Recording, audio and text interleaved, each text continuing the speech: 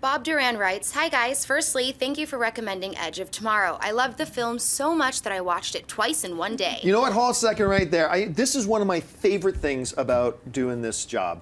I love it when we can, like something we talk about exposes other people to really great films that maybe they wouldn't have heard of or thought to check out, and they get to watch it and love it, and the Edge of Tomorrow is a great one like that. Anyway, sorry Sinead, I interrupted. Please continue.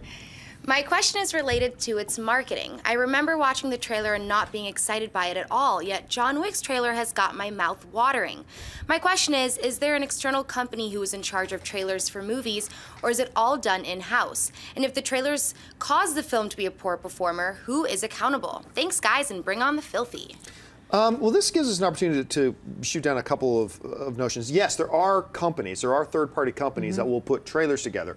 But yes, sometimes studios put their trailers together in-house. I mean, it's a mixed bag of things. And I think there's also this belief amongst a lot of film fans that directors put their trailers together. Sometimes they do.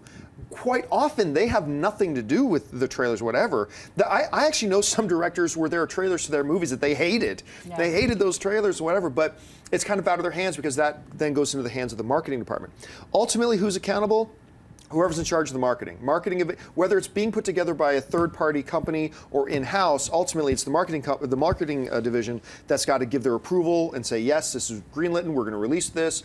And you know, then we saw what happened with the Edge of Tomorrow trailers, which are terrible. Yeah. Hey, Shep, you have more experience in this realm than I do. Like, what's your thought on all this? My thought is like, Edge of Tomorrow made me remember John Carter, another misfire, a giant misfire from the marketing division, all the way right from the beginning where they got rid of John Carter of Mars because of this fear of like, Mars doesn't make money, like Mars needs women. A couple of bombs involving the word Mars, Mission to Mars, a bunch of they're like, no, Mars, you got to get rid of Mars. Nobody wants to go to Mars. It's like, well, maybe they would want to go to Mars. The original Mars book, John Carter of Mars, actually it was Princess of Mars, but that would have, I think if they just marketed it the right way towards fans of that novel, and before Star Wars, there was all these different ways to market it. Yeah. Besides showing a dude with the name John Carter and two apes jumping behind him. It was a really weird, no one knew what it was. I tried to explain, I remember trying to explain it to people who didn't know about the books. So, John Wicks being marketed great.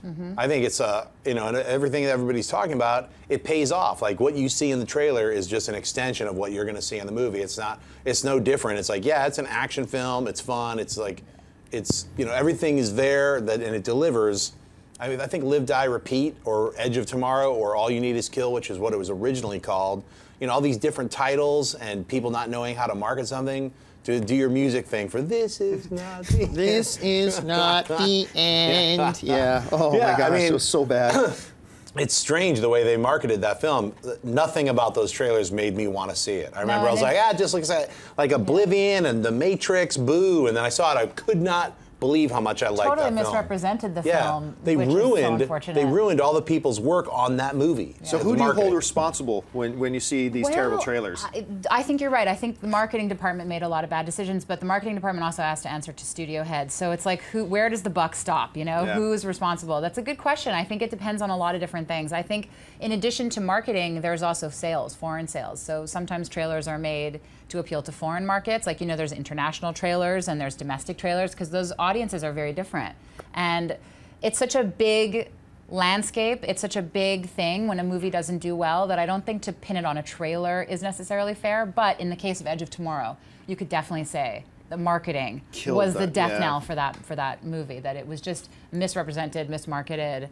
Completely, I don't know if they do market research and then they cut the trailer that way. I do know that for the most part with big movies, the trailers are done by third parties that are actually like usually post houses or production houses that specialize in trailers and commercials and things like that. You know, so you raise a good point. Like some trailers are made to appeal to North American audiences, some trailers are made to appeal to foreign markets. In the case of Edge of Tomorrow, some trailers are made to appeal to nobody. So.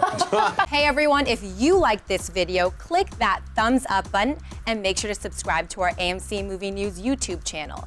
It's free and helps you stay up to date with all the latest movie news, as well as our daily AMC movie talk show. Also, make sure that you follow us on Facebook and Twitter to stay up to date with all of our special promotions, contests, and prize giveaways.